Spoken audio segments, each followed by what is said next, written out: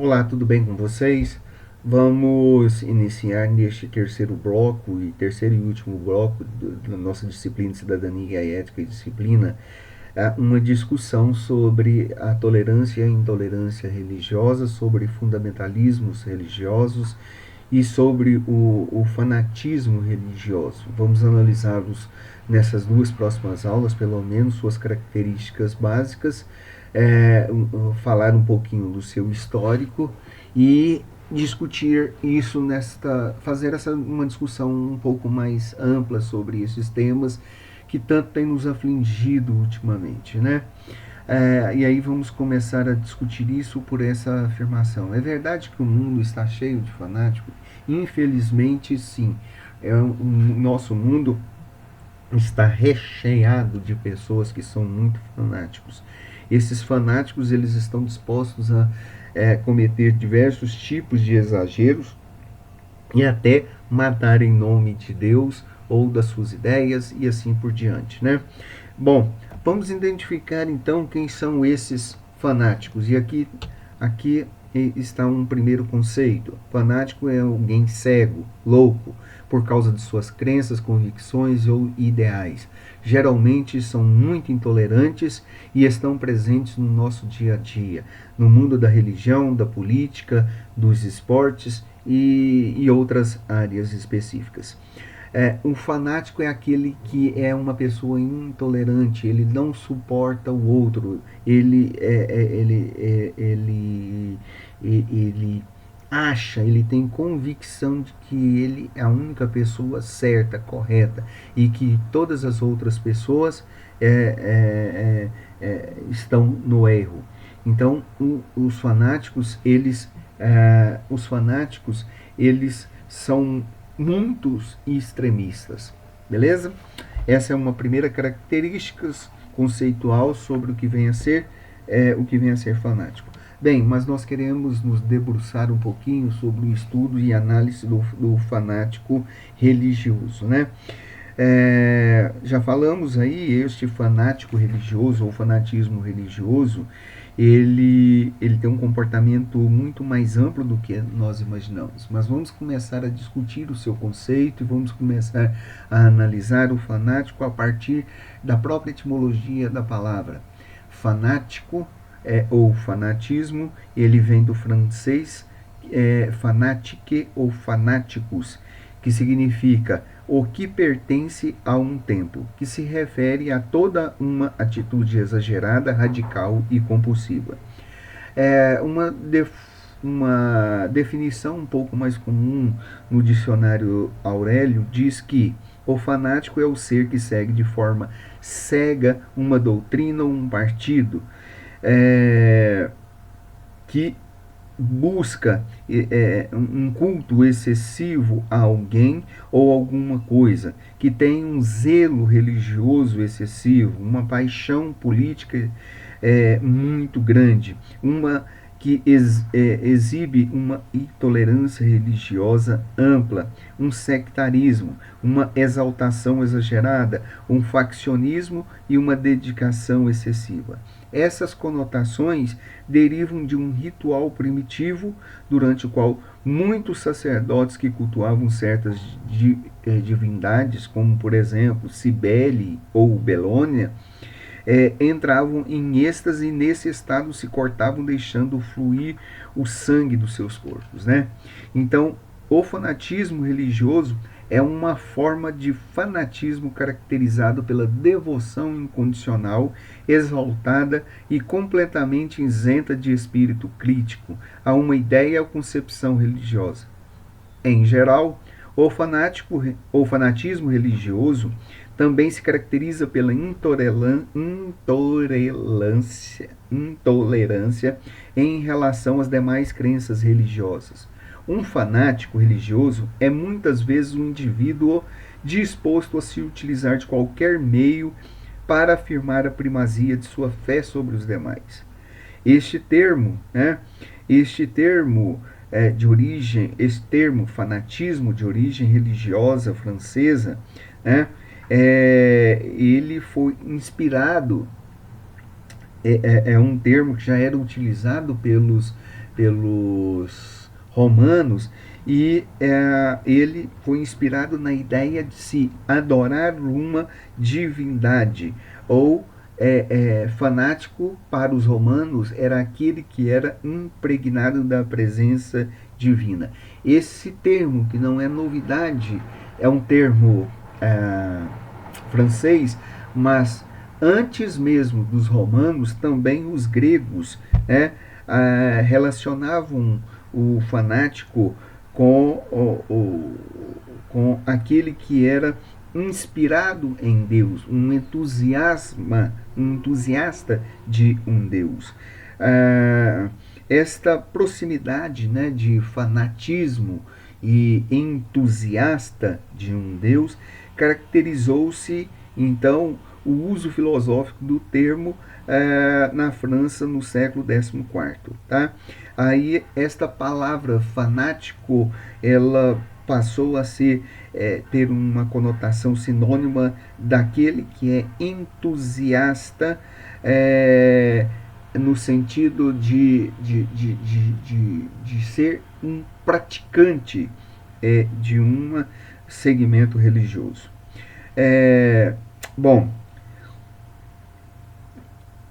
além do mais, esse termo, que é um termo francês, ele ganhou novas conotações com o iluminismo, mais especificamente com Voltaire. Filósofo francês, filósofo iluminista francês, que afirmava que fanatismo era um objeto de polêmica, que era algo que era polêmico, que estava relacionado sempre com a prática da superstição, especialmente a superstição religiosa, e como consequências finais disso daí eram eram consequências de práticas violentas cotidianas, diárias, e de forma mais ampla as guerras e as perseguições como exemplo dessas consequências violentas praticadas pelos fanáticos religiosos. Bom, naquela época, na Europa, que já havia saído de um grande período de guerras sangrentas, né, entre católicos e protestantes, e além de várias outras perseguições que um grupo ou outro eram submetidos muitas vezes e eram considerados hereges, na verdade ganha conotações muito mais amplas ainda, no sentido de que todos os estados europeus, na época em que Voltaire, vamos dizer, vai fazer essa afirmação, eram estados confessionais ou estados religiosos. E se você não fosse praticante de uma determinada religião, então você era considerado herege. E todos aqueles que não se importavam com a religião do outro eram considerados fanáticos, naquele sentido de entusiasta que buscava perseguir a religião do outro. Por fim, o fanatismo, né, passa a ser entendido como uma devoção cega a um conjunto de ideias, implicando sempre o uso da violência para sua afirmação. Foi assim até o século XVIII um fenômeno essencialmente religioso. Naquela época, tal como na atualidade, o fanatismo religioso não se limitava aos adeptos de uma ou outra religião especial. O fanatismo, assim, envolve não só disputas maiores e globais, mas também o próprio destino do planeta, e no seu aspecto também individual, como por exemplo o amor obsessivo, fanático de uma pessoa por alguém, ou a devoção exclusiva a um time de futebol, ou o apego excessivo a um objeto, entre outras coisas. O fato é, essas paixões, elas podem levar a pessoa a cometer ações insensatas e muitas vezes criminosas. Elas são normalmente marginalizadas, pois se comportam de maneira distinta dos que são moderados em suas atitudes, embora qualquer um esteja sujeito a desenvolver sentimentos dessa natureza. Os fanáticos são geralmente prisioneiros de suas obsessões, sejam elas um Deus, um líder político, uma causa utópica, uma fé inquestionável. Estas visões de mundo são quase sempre de natureza irracional, e as pessoas que alimentam crenças desse terror acham realmente que estão imbuídas de uma missão messiânica e que devem salvar as pessoas do mal ou da desordem mundial. Algumas modalidades de fanatismo transcendem a individualidade e expressam coletivamente, tais como, e se expressam, né, de forma coletiva, em exemplos como em grupos de orações, nas práticas voluntárias de penúria, na fome, nas romarias, no exercício do jejum, em suplícios que podem acarretar até o próprio suicídio, de forma individual ou até coletiva. Esses diversos tipos de comportamento está psicologicamente associado a uma atitude de escape da realidade, onde nem todo fanático, porém, aparenta ser o que é, pois as características, né, ditas referem-se a momentos de radicalidade e de extremismo. Na verdade, mesmo que alguns homens que se suicidam por uma causa política ou religiosa, no dia a dia são pessoas normais, são pessoas comuns. Nos atos terroristas, né, encontramos elementos de devoção fanática, aliados a uma inteligência acima da média. Neste caso, utiliza-se para o mal, embora esses militantes pretendam estar lutando contra as trevas, achando que estão salvando o mundo, né? Então, o que nós estamos afirmando aqui são algumas das características e do estilo de vida, de comportamento desses fanáticos religiosos. Aqui já nesse outro slide, nós estamos muito acostumados em associar os fanáticos como a figura dos adeptos ao islamismo, à religião islâmica, aos muçulmanos, né? Então, nós estamos nós olhamos muito na mídia aí, e muitos desses fanáticos muçulmanos são relacionados com a prática do terrorismo. Mas nós gostaríamos de lembrar que muitas vezes isto é uma imagem errada e exacerbada que temos desta realidade.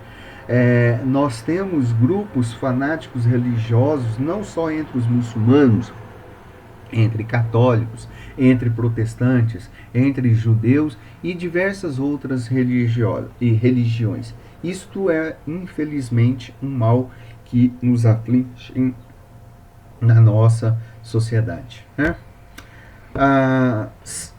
Terceira pergunta: as religiões podem levar ao fanatismo? Bom,